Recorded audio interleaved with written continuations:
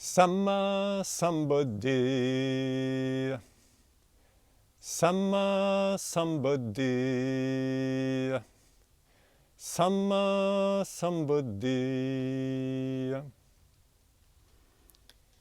Sabba passa akaranam kusalasa upasampade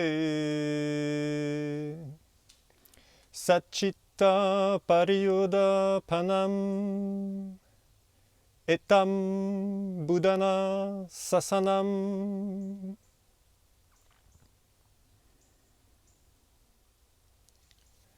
Ce que je viens de vous chanter, c'est une des stances du Dhammapada. Le Dhammapada, c'est une des parties du canon Pali, c'est-à-dire le canon Pali, c'est l'enseignement du Bouddha tel qu'il a été codifié.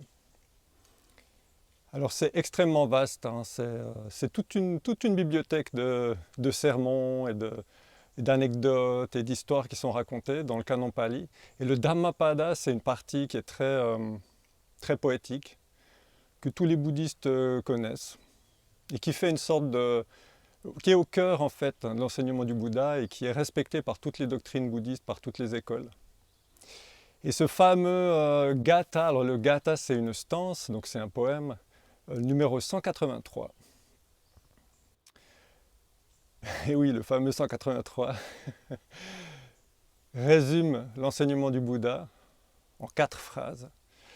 Et j'ai choisi de vous le chanter aujourd'hui et de commencer par ça tout simplement. Donc la première phrase, Sabba pampasa akaranam. En pali, ça veut dire ne pas faire de mal, s'abstenir de faire le mal, tout simplement. Alors la notion de ne pas faire est centrale dans le bouddhisme. Ça se dit veramani en pali, donc ne pas, veramani. Et bien évidemment, dans l'enseignement du Bouddha, les ne pas, les fameux ne pas, les choses à ne pas faire sont explicités. Et je vous en parlerai dans les prochaines vidéos, bien sûr. Ensuite, la deuxième partie, kusalasa, upasampada. Là, c'est l'inverse, c'est cultiver une vie vertueuse, cultiver une vie méritoire, cultiver une vie dans laquelle on fait le bien. Et là également, bien sûr, le Bouddha a donné des détails dans les préceptes, dans les sutras, les suttas. Je vous en parlerai également. Troisième partie de ce Gatha 183. Satchitta Pariyoda Panam. Satchitta. Ça, c'est soi-même, hein, c'est moi, c'est vous. Chitta, c'est le cœur-esprit. Enfin, au départ, ça a été traduit par l'esprit pendant des siècles, et ensuite c'est devenu le cœur, et moi j'ai préféré simplement mélanger les deux et dire le cœur-esprit. Donc, Satchitta Pariyoda Panam, c'est purifier son propre cœur-esprit, ce qui signifie apprendre à se connaître et apprendre à dissoudre ou à dépasser ses conditionnements, ses blessures, ses névroses, ses obscurités. Satchitta Pariyoda Panam. Et la quatrième partie de ce Gatha 183, Etam Buddhana Sasanam. Tel est l'enseignement des Bouddhas.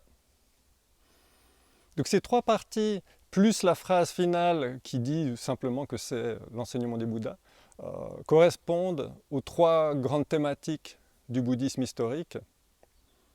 Ne pas faire le mal, donc la première phrase, c'est Panya.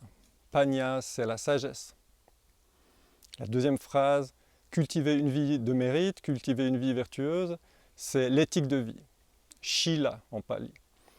Et la troisième phrase, qui est la purification du cœur-esprit, c'est la méditation, samadhi. Donc Panya, Shila, samadhi, ce sont les 3 grandes étapes, les 3 grandes thématiques de l'enseignement du Bouddha.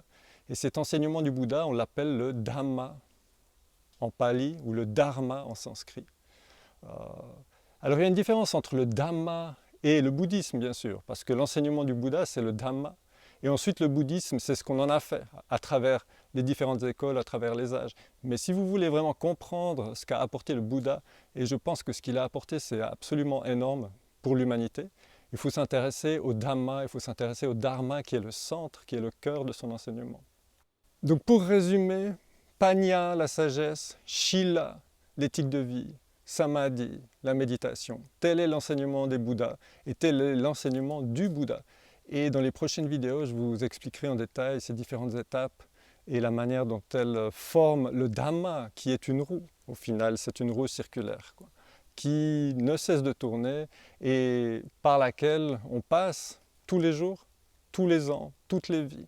On n'en sort pas du Dhamma, on est en permanence à l'intérieur parce que c'est, selon les enseignements bouddhistes, c'est la loi de l'univers, c'est la loi universelle.